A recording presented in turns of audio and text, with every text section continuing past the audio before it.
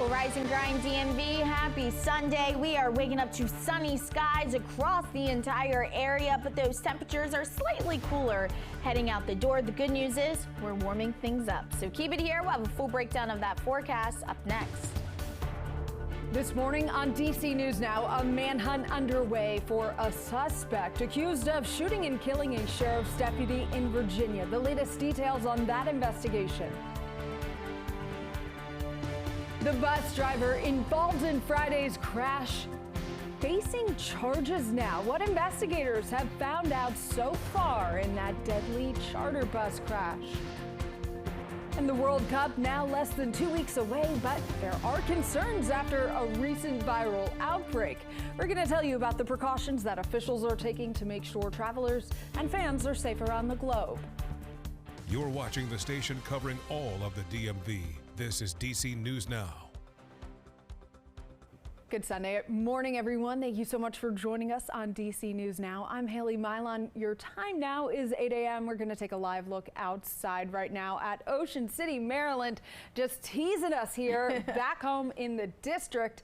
I'm sure a lot of folks from the DMV are there this weekend. That is fair, Brittany, after that rainy Memorial Day weekend that we saw last weekend. But finally, I want to say we have earned this. There's so much to do here in the DMV this weekend, even if you're not going out to that beautiful beach, because it's gorgeous out. Yeah, I was going to say such a big change in what we saw last weekend. What a way to end out the month of May. Gorgeous conditions will continue throughout the rest of the day today, but those temperatures, if you are heading out, are slightly cooler, especially as you head out towards the Woodstock area. You're sitting at 41 degrees right now. 60 though here in the nation's capital. You're sitting at 55 degrees there in Frederick as well as Hagerstown.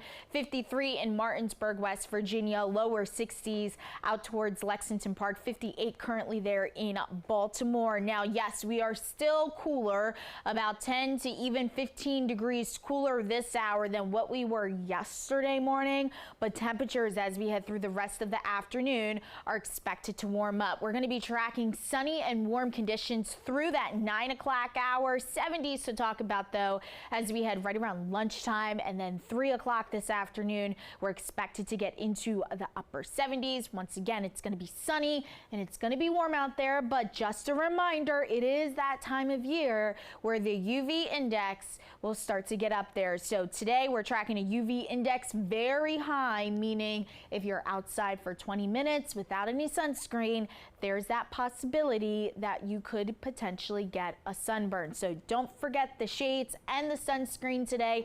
The good news is, Haley, we are tracking warm conditions as we head into the work week. So keep it here. We'll have a full breakdown of that 8-day coming up. Thank you so much, Brittany. A manhunt is underway for a man suspected of killing a sheriff's deputy in Southwest Virginia early on Saturday. He's also accused of shooting another deputy. Police are actively looking for this man on your screen, Michael Puckett. Take a good look at his photo. They say he should be considered armed and extremely dangerous. The Carroll County Sheriff's Office says that deputies responded to a welfare check in the town of Cana around 9:30 on Friday night. They say the deputies got into contact with Puckett, and that is when he shot them. They returned fire, and Deputy Logan Utt died on the scene. The sheriff's office describes Utt as a devoted husband, loving father, and a cherished friend who served on the force since 2023. The other deputy who was shot in their bulletproof vest. They're recovering in the hospital, but if you know anything about Puckett's whereabouts, call 911 immediately.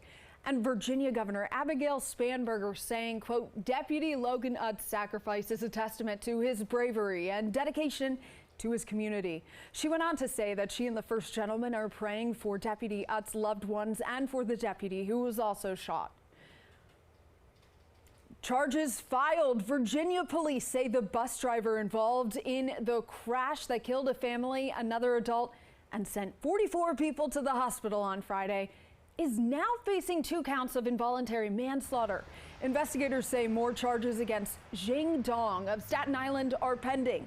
And we're now learning the names of some of the victims killed in this horrific pileup crash. State police say that 25-year-old Priscilla Mafalda was driving a Chevy Suburban. That was first hit by the bus. Then her SUV was pushed into an Acura. Inside of that car, a family of 4. It caught fire. A relative of the family says that Dimitri and Ekaterina and their 2 children, Emily and Mark, 13 and 7 respectively, were all traveling to a wedding. We're told that the couple immigrated to the U.S. from Moldova in 2008, and the relative says that the wedding will move forward today in South Carolina, and it will be a time to mourn the loss. Meantime, Mary Washington Healthcare now saying 15 of the 19 people hospitalized at their facilities from the crash have been released. 4 people remain in the care of doctors, one of them fighting for their life. And the NTSB briefed reporters on the latest into the investigation yesterday afternoon. Our Dave Laval was there and has more on what we've learned about this bus driver. Dave. The NTSB updated reporters on the investigation Saturday afternoon here at the Fairfield Inn in Stafford, Virginia. Right now, everything is preliminary as investigators try to find out what caused the deadly crash. Investigators with the NTSB examined the charter bus that's now at Sullivan's Towing in Fredericksburg, Virginia. It and the other cars involved in Friday's crash have been moved there as part of the investigation. The burned out remains of this Honda Acura are where 4 of the 5 people died as the charter bus bound for Charlotte, North Carolina from New York City slammed into 6 cars at a work zone on I-95 near Quantico. It appears clearly a high rate of speed, but the precise speed, we've not been able to determine that yet. Tom Chapman is an NTSB board member. He says his investigators are looking at everything connected to the crash, trying to find out what caused it. Virginia State Police identified the bus driver as 48-year-old Jing Dong of Staten Island, New York.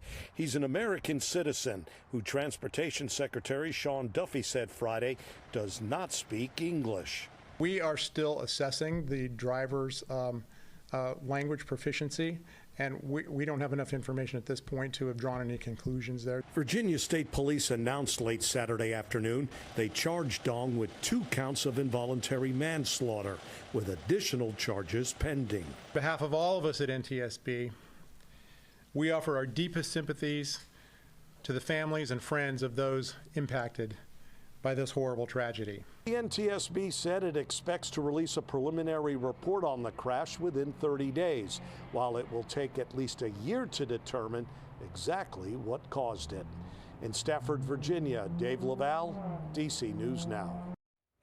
Thank you to Dave for that reporting. The Stafford County Commonwealth's attorney says the bus driver is being held without bond while in custody. He remains in the hospital. We'll continue to bring you the latest updates both on air and online at dcnewsnow.com. Waymo is now planning on bringing driverless taxis to Northern Virginia.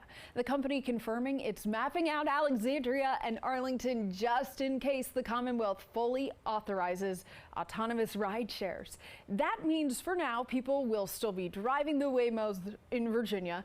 The company says there's no timeline to bring driverless rides to the area. And leaders in the district are taking a closer look at regulating ride shares. We've moved from cabs to apps, and soon we'll be looking at driverless pickups. But council members say the transportation landscape is moving fast. And our Liberty Simmons reports from Northwest that council is struggling to maintain the rules of the road. The next time you take an Uber, Lyft, or maybe even in the future a Waymo ride, Councilmember Brianne Nadeau wants to make sure the district has the right laws on the books to help both drivers and passengers. That future could also mean autonomous vehicles in the district that some cab drivers worry could push them out. You wouldn't go into a plane without without a pilot, would you? So why would you want a car without a driver? The Committee on Public Works and Operations sought input from passengers and drivers on the state of the for-hire vehicle industry and what its future should look like. Some passengers with disabilities said they welcomed autonomous vehicles to reduce ride refusals. I feel like a second-class citizen every time I have to take rideshare. and it is not acceptable. Companies like Waymo, I believe that they have a lot of potential for those of us with disabilities. While cab drivers and rideshare companies worried about Waymo's potential to impact drivers. One AV displaces roughly 4 drivers, leading to a decline in driver utilization and hourly earnings. But Waymo representatives argued autonomous vehicles are the safe alternative. The Waymo driver is involved in 92% fewer crashes that cause serious or fatal injuries. While no action was taken at this roundtable, the rideshare companies, drivers, and passengers all agreed that the district laws need to be improved to benefit both drivers and riders. In Northwest D.C., Liberty Simmons, D.C. News Now. Metro customers, you can now access the new Metro Pulse app available on the Apple App Store and Google Play Store. This comes after Metro revamped the website 2 weeks ago to make it more accessible for customers. And happening now in Northern Virginia, don't be alarmed. There's a special emergency response exercise for Metro today. Crews will be simulating a derailed train situation at the West Falls Church Rail Yard.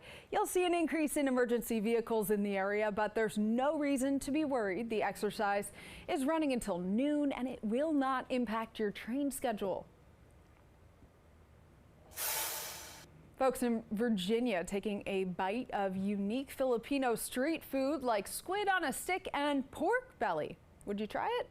Food, from music to food, the sights, sounds, and aromas of Filipino culture came alive at the Fil-Am Springfest on Saturday. The festival happening during the final few days of Asian American and Pacific Islander Heritage Month.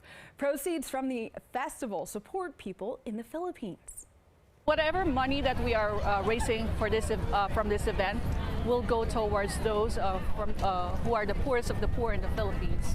You are not just supporting the event. This is more than just a festival. It's more of impacting lives of those who are, not having hope at all. And celebrating all the cultures of the Pacific Islands and of Asia. You can read more of our stories from AAPI Heritage Month on our website, dcnewsnow.com. And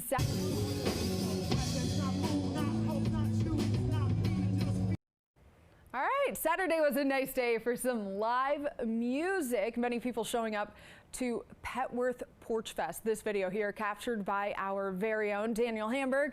The festival featuring bands of all sorts ranging from rock to jazz.